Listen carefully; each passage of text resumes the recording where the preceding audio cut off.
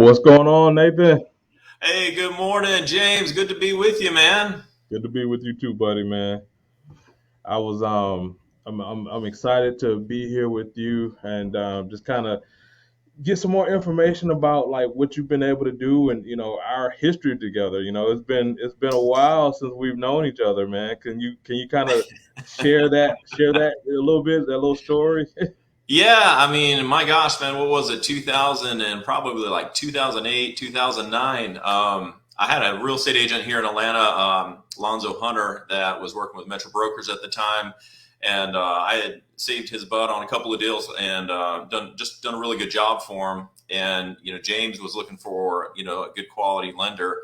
Al dropped my name, said you should call this guy. I was like, all right, cool. So, gave James a call. He's like, yeah, man, I'll give you a shot. And man, that's been history. I mean, that's been 10 years ago, over 10 years ago. And we've done a lot of work since then. So, We have, man, and it's funny, at that particular time, I was working with a lender, and that lender, very nice person, very nice girl, but she couldn't get my deals closed. So I yeah. was freaking out, that I couldn't, get things done. You know how it is, a lender, to an agent, like that's your bloodline, right? Oh, right. Right. Yeah, man. So I mean, I end up asking out like, man, who do you got that can close? I don't care if they're nice, and I'm not trying to like, find somebody that I'm real cool with. I want to find somebody that actually can close a freaking deal. And he referred me to you, and ever since then, we've been just kind of working together and making stuff happen. Yeah, man. It's been great. I think we're pretty much batting 100. When it comes to getting deals, to the closing table. It's there's always sometimes those customers that they pull the plug, but when someone sweeps the rug out from underneath your feet, what are you supposed to do with that, right? You just keep moving on, find another customer, right? Yeah, that's it, man. So, I mean, we just kind of want to just talk about like, the industry and, some stuff that you've been able to do and things of that nature. Um, you know, can you tell us like one, what got led you into the mortgage industry, and what was that whole process like? Man, yeah. So when I moved to Atlanta in 2001, and I had just come fresh out of University of Tennessee with a bachelor's degree in transportation and logistics. Thought I was just ready to take on the world. Got recruited by a Fortune 500 company down here in the metro area, and when I got down here and started working, it started making some friends, and there was some people that I met at church that had that were in the mortgage business, and they were all living in big houses, driving nice cars. One of them had just sold a mortgage business and had retired, and all he was doing was service. He was just going out and doing ministering to people, and I was like, man, this is crazy. I was like, when I bought my house, I didn't even know what an escrow account was, man. I was like, I didn't know the first thing about mortgage finance. So, fast forward about 3 or 4 years later, two jobs later, and I'd been let off because I was too ambitious. I was looking to, do more than what the company wanted to, provide me opportunities for. And they let me go, it turned out to be what a blessing, because at that time, I had some friends that were in the mortgage business that knew me, and they're like, Nate, this is really what you should be doing. So I was like, well, I'm going to give it a shot, see what it does. I'd always wanted to be in real estate. Ever since I was a kid, I thought I'd be a builder, building houses and stuff like that. But, once I got into the mortgage business, started realizing, how to do the job back in 2006, I just never looked back. It's an opportunity to help customers, help people get into their homes. The satisfaction I've been able to get out of this job, and the financial benefits from this career have just been phenomenal. It's just been the best thing that ever happened to me. So, I look back to that company who let me go for being too ambitious, and I'm like, man, that's the best thing you ever did for me. At the time, married, I had 4 kids, had a mortgage, a car payment. I was throwing newspapers, for AJC at night, just to, just to supplement, my income, when I first got started, so we were just hustling, and man, that's been a long time. Came to Homestar in 2000, and I want to say 2009. Came to Homestar Financial Corporation, and really, found that company that were really able to give me the resources I needed to be successful. And what that really boils down to is offering fantastic products, having common sense underwriting, and being able to offer a competitive interest rate for my customers, so we can stay competitive in the marketplace. And those that combination there, it's really just turned into it's really a family atmosphere up at the corporate office. And the support they've given to me is just unparalleled. So yeah, it's been a great journey for me. Yeah. So I mean, it's a trip you talked about, like throwing newspapers. That's one of the jobs that I had back in the day as well, trying to make ends meet. So I don't know, man. We might have ran across each other then and didn't even Yeah, know. man. Well, you can make $1,200 a month throwing newspapers, 4 or 5 hours a night, But I don't think they got that gig anymore. But Yeah, that's true. That's true. back in the day, that was a good side hustle. That was it was. I used to stack the car up like front, back, Yep, front seat, back seat, the whole 9 yard. I that's got right. really good at doing that little flick thing going Man, to. those apartment buildings were the worst, though, man. You got to get out. You got to go up and down the stairs, up and down the stairs. Oh my gosh, Yeah, see, I never did those. I was always in my car. That was my you, route. you So got lucky. yeah. So all right, man. So you got over here at Homestar, and like with anybody, you having to grow your business, and always liking, like, real estate agents and loan officers, both of us, we're always searching for the next client. We're always Yeah. trying to grow our business. We're always marketing, things of that nature. So a lot of that stuff, it kind of comes together on both sides. What are some of the things you did in order to grow there? You know, for me, it was really important, to I want you call it, organic growth, but more of rather than just plaster myself out there and promising I can be everything to everybody. I really felt like for me to be successful in this business, I needed to have long-lasting relationships. This is a partnership that when we get started in the business, yes, a customer may be transactional. They may buy a house 2 or 3 times in their lifetime, maybe more, right? But partnering with a good a real estate agent where you can have a good relationship there, that can take care of you and your family for years, and be a rewarding friendship, career wise and personal on a personal level as well. So I really tried to focus, in the beginning, having my business grow in that fashion. And so put a lot of time into making sure that, I'm sorry, all my phones are going off here. I'm going to have to just get rid of those. But so you're talking about how I was growing the business. Mainly it was word of mouth. I'd do a good job for one realtor, and then I'd say, hey, look, do you got anybody else I can help out? And then they say, yeah, why don't you talk to so and so? And then that same kind of rinse and repeat thing, and just making sure that we're there for the closings, we're there for every step of the way, just to make sure that offering everything we could just to give them that love and support, because it's a hard business, making sure we're closing on time, taking care of the lumps when they came.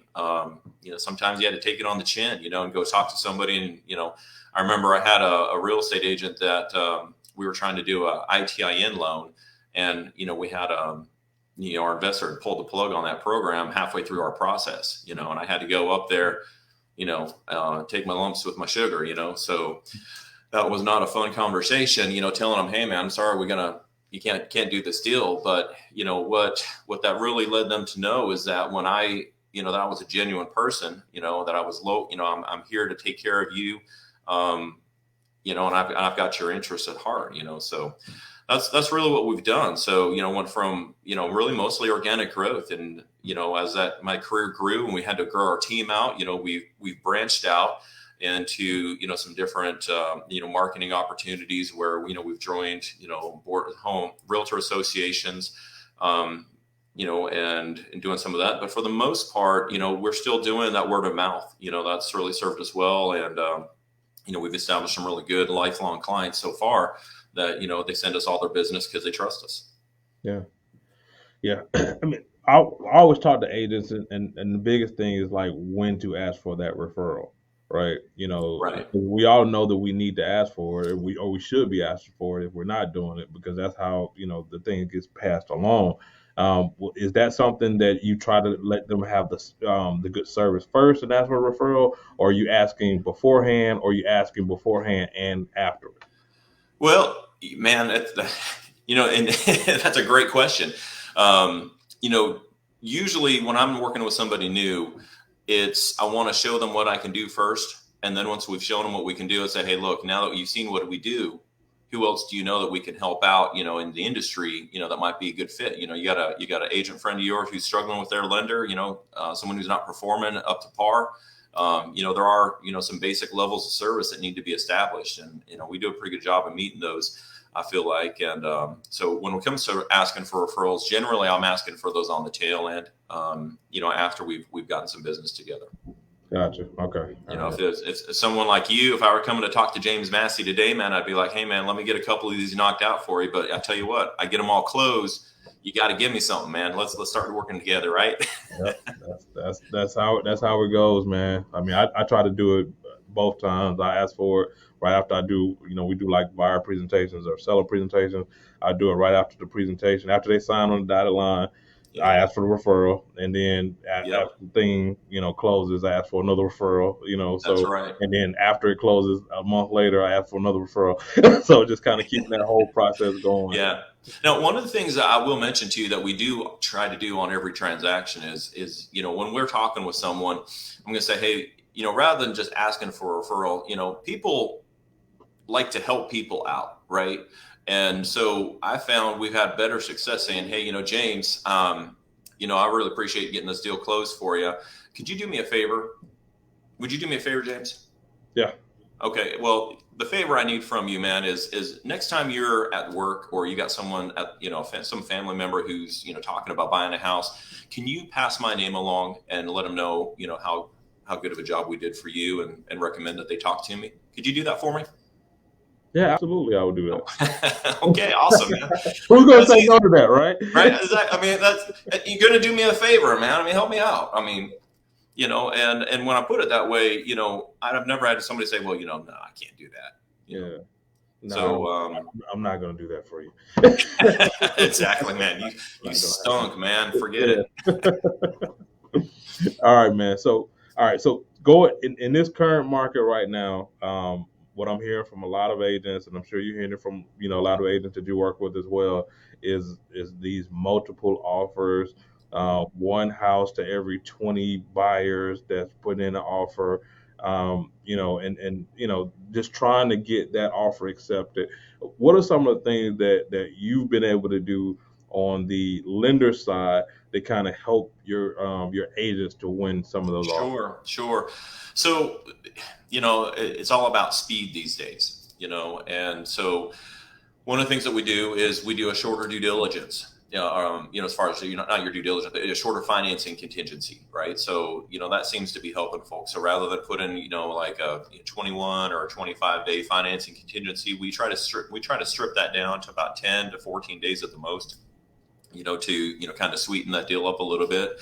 Another thing that we can do is get our files that are if we got someone that we know is really serious about buying a home, we can send them through and get them underwriting. So that's already done. So income, assets has been reviewed. All we need is property and title work. So sometimes we can go in with that and say, hey, this has already been pre-approved. Only need the house to appraise and get title work done. Those are some things that we can do. When we have someone who's moving really quick, if we know someone's got to jump on something, we've closed several transactions in under 2 weeks. So it's harder to do today with the appraisal shortage. We were running in appraisal delays right now, but certainly 21 days we can get deals closed just about every single time, as long as we don't get held up, for 10 days in due diligence before we can really get the green light on an appraisal. Another thing that we've been offering to folks. Have you heard of Ribbon, James? Yeah. Yeah. So, we are an affiliate with Ribbon. So, Ribbon is an opportunity to give your buyer the opportunity to go in with a cash offer on a house. We do a lot of deals with Ribbon, to help sweeten those deals up. So, So kind of to answer your question, I guess we're looking at, shorter financing contingencies. We're looking at shorter closing windows. We're looking at, doing partners with Ribbon for cash offers. Those are just some of the things that we're doing. Yeah. No, so no, for some of the situations I've heard where some agents they're just doing no finance contingency whatsoever. Hmm. Are you having some of that be done as well? And what are your thoughts on that?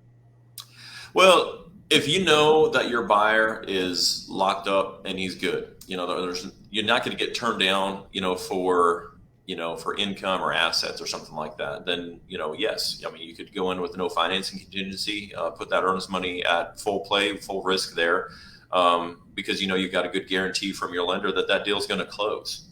So those options are out there. I haven't had a lot of agents try to pull those yet, but it certainly could be something that with a strong underwriting, a strong approval, I don't see why you couldn't do it. Yeah, I mean, definitely it's something that you want to, talk to a lender first about, make sure that stuff Hmm. is squared away, Yeah. and also have a conversation with the client because you want to let them know what the risk could be. Disclosure is like the biggest thing in that whole situation, but it's a wild, wild west, so you just got to do what you got to do. To try to get something Yes, yes, it is, man. I mean, it's tough out there for buyers agents. I can't tell you how many agents I've talked to that they've thrown in the towel on working with buyers, and they're just working those listings right now. Yeah, And it seems to be an ever dynamic thing in this market where you're doing a couple years ago everybody was a buyer's agent, and then it's now a lot of people just trying to do listings just because the amount of work that you got to put into it. I mean, it's a tough business. There's no doubt about that. Whether you're being a lender, whether you're a realtor, listing agent, a buyer's agent. I mean, it's all tough work. It's just kind of what kind of tough work do you want to do and what works well for you, right? yeah. I mean, for us, is what I always look at about it, like what's gonna bring me the biggest, for my hours spent, what's gonna Right. bring me the most amount of money for my hours spent, and I don't, there's no other way to do that other than listing. So that's where we go. We try to go Mhm. strong into the listing aspect of it, Yeah. and the challenge that has come up with some of our listings lately though is that they want to sell, but where they're trying to move to, like Right. It's like, okay, you're going to be homeless now.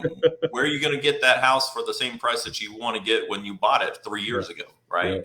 yeah. I'm sure you're dealing with some of that. Dealing with some of that, but I mean, at the same time, they're winning big time on the sale of their property, and with the interest rates being what it is, I think there's it's still a benefit there. So Oh, speaking of yeah. interest rates, though, like where are you seeing this thing headed right now as far as rates are? Well, man, I wish I could give you, 100% accurate answer there. That's the golden question, right? But I mean, I can tell you what's been happening. Everyone's been concerned about inflation, right? And for the last third and fourth quarter, you probably saw news reports and people on your social media thing talking about, hey man, the cost of gas has gone up, cost of bread's gone up, cost of housing. Oh my gosh, I mean, cost of housing's gone up. Who can't tell me that housing isn't less affordable today than it was before? So yeah, I mean, all of that has been sounding for the last 6 months as people have started to see, the effects of, this Fed stimulus package where they're just printing money like crazy, right? And so now in the beginning of this year, the Fed started saying, oh, hey, we're going to start addressing inflation. They had an announcement where they said they could anticipate, 3 to 4 rate hikes this year, and so all of that spooked the markets. We were in the low to mid threes going into the end of the year. And, here we are almost 3 weeks later, and rates are up almost 0.75% nationwide. So we went from, your average 30-year fix being around 3.25 to, today we're hovering around 3.875, 4%, kind of depending on, what your credit profile is. But, rates have really jumped, and that's going to certainly have an impact when you've got those customers who are so tight on their debt ratios that it worked at 3.5%, but now at 4% we got to scale it back 10, maybe 15 grand to keep their ratios in line with an approval. So as far as all of that's happened right now, usually what we see is the markets have an overreaction. So I would expect to see a little bit of a pullback from what we've seen.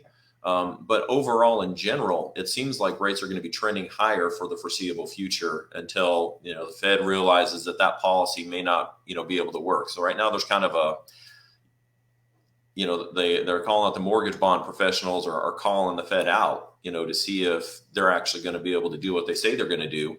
Most people don't think it's going to work. They don't think it's going to be able to continue. And if that proves to be the case, then we'll start to see mortgage-backed securities drop a little bit in the future. But for the foreseeable future, until we have some answers about that, there's going to be a lot of uncertainty in the market, which means mortgage rates are going to trend higher. Yeah. Yeah. But I mean, they've been saying they were going to be increasing for a while now, for a number of years now, and I guess Right. they're just now getting, I guess, the courage or whatever to do it. Um, Yeah, I think it's kind of a situation where the financial markets have been saying, hey, the Fed's been crying, wolf, for the last couple of years, but nothing's really had to happen because COVID happened. They had to keep, I mean, there's been all these different impacts, that's prevented them from starting to do it. I mean, they did start to raise rates back in 2018, and they actually raised them too high in the fourth quarter, right before Christmas. The stock market actually had a massive pullback. I don't know if you remember that. yeah, And then they said, oops, we can't do that. So we're going to, so they started to back off of their rate increases that they were doing. And then, things just started to get stabilized. And then going into the beginning of 2020, everything seemed to be hitting on all cylinders. And then COVID hit, right? And so, that kind of put the brakes on everything everywhere, And so now that, we're through three variants of, COVID, coronavirus, and everyone's seeing, we were all promised that these vaccines were going to get our economy back to normal, and now we're seeing that that's not the case. Doesn't matter whether you're vaccinated or not, we're still having issues. So, all of that, and now the Fed's dumped on this. Hey, we're going to start fixing interest rates again. I think that's just caused a lot of uncertainty out here. So, yeah. we'll see what proves to be true in the future, I guess. We don't know what they're going to do. That's at Yes. the end of So the day. right now, I can tell you what we're doing with our current customers is anybody who is under contract, as soon as we get, I mean, we're locking same day, because we've just seen too much variation, and volatility in the markets. As one day to the next, we've seen rates and pricing just kind of go up and down. It's kind of been a challenging time if you're trying to, especially if you got customers that are refinancing and things like that. It's like, say, hey, I can do it. They take 2 days to make up their mind, and by the time they come back to you and say, hey, I want that deal's gone, right? So it's been a little challenging, no doubt. Yeah. What about on the investor tip? Because I mean, I know we spoke a little bit, and you do investments, and I Oh do yeah. investments, and a lot of other people I know. Like what type of lending do programs do y'all have for investors? Man, we have a lot of options, that are out there. So, with your first time investors, typically they're going to go with like your conventional loans, like a Fannie Mae, Freddie Mac backed security. We're going to go with like a 20% down, which, anybody can do those deals. But, when you start getting people who are holding multiple properties, they've got a lot of different things going on. You got people who know how to get this financing done. Tax returns generally start to become an issue. People like to write off those income, take those losses to protect, their income from the tax, burdens that are out there. So one of the best loans that we've got right now is called a DSCR loan, right? And so it's a debt service coverage ratio is what it is. And so basically we're looking at, all right, will the return on this rent cover the mortgage? And if it covers the mortgage, you're good to go. So there's no income qualifying. There's no asset qualifying. It's basically a no-doc loan, and you're qualifying based off of what the appraisal puts out there as far as what your current market rents are going to be. So it's a good trade-off. It's a non-QM, non-qualified mortgage loan. Those rates start, in the mid fives, and they're going to probably go up, to about 7.5% if you got kind of rough credit. But, getting in with, 20, 25% down and basically qualifying off the rental income, that's been a pretty smooth deal, for a lot of our investors who are, looking for long-term portfolio adds. They're trying to build that portfolio up, and that's a good way to do it. Yeah. Well, man, I can tell you, man, it's over the years, worked a ton of deals together, and I've been enjoying our partnership, friendship when we do work deals together. Oh yeah. One thing I do like is you always straightforward, and I've talked to other people, their lenders, like, oh, they'll say one thing, but then there's other things happening. I mean, I really did appreciate that. When the person couldn't qualify, you said if they can't qualify, and this is the reason why, and this is what they're gonna have to do to get qualified, as Yeah. opposed to saying, well, let me see what I can do, and let's go ahead and go forward with it, and then everything falls apart, and you sit up there. I mean, because it's a lot of work. It's so emotional, right? You working with a client, getting Hmm. them, to the point where one, they want to write an offer, two, getting that offer accepted, three, getting them all through that whole process, and then the whole deal falls apart. It's not good for the agent, not good Yeah. for the client, not good for the lender. Everybody doesn't do well. But I mean, and I know deals fall apart, but all lenders aren't created equal. So Well, that ain't that the truth, yeah, and I found in my years, it's the loan officer in a transaction has so much influence over what that narrative is going to be, right? And if you try to like make it all lipstick and roses, going into the deal, when you've got some bruises and some bumps you're going to have to deal with, you're setting people up for failure. You're setting your transaction up for failure. You're setting everybody up for disappointment. And there's too much work that goes into this to not just be upfront, and let people know what we're working with, right? So if I've got that customer that yes, they can qualify if these one or two things happen, then yeah, we're going to make sure that everybody's on board, before we say, okay, hey, we're all going to jump in this boat together. We know there's two holes in the boat, but we're going to plug them somewhere along the way. um, there's just no sense in sugarcoating stuff when we got to deal with the real world out here. yeah. Well, awesome, man. Well, I appreciate everything, Nathan. Like, I'll definitely be sending more people your way. Okay.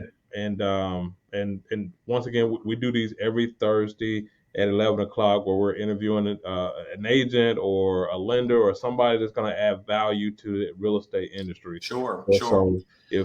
if anybody wants to reach out to Nathan, Nathan, you want to drop your information? Oh yeah, absolutely, please. I should have Put it up I don't somewhere. know, I can like put my card up here. There you go. But 678-982-6450. That's my cell phone, 678-982-6450. Another thing that we use, my website, Duce Loans. So DUCELOANS, DuceLoans.com. That's a great way to get your customers in, to talk to us.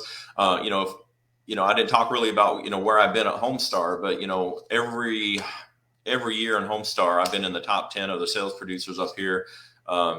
We've got a great team here. I think last year my branch closed. I was right at 65 million in closed transactions. So, we do quite a bit of customers, loans, and we do a really good job, with those. So we're always looking for new real estate partners. We're looking for people who want long-term relationships with lenders that, are built on trust. That's what we're here for. If you just want to send me one deal and set it and forget, we'll take your deal. But, we're really looking for, relationships that we can build on and add some value, to you and help you build your career. That's what this is all about. We're here to help you, and growing your business. So appreciate the opportunity to be here today, James. Thanks for, having me on. Absolutely. And anybody that's looking to know what we're doing or how we're helping agents take their business to the next level, what partnership looks like, want to know what we're doing to just grow in general. You can definitely reach out to me right there. JamesHMassey.com. You can Yeah. check that out. And until the next time, like I said, every Thursday at 11 o'clock, we're interviewing somebody that's adding tremendous value in the real estate community. So appreciate it again, Nathan, Yeah. buddy. Until the next deal. So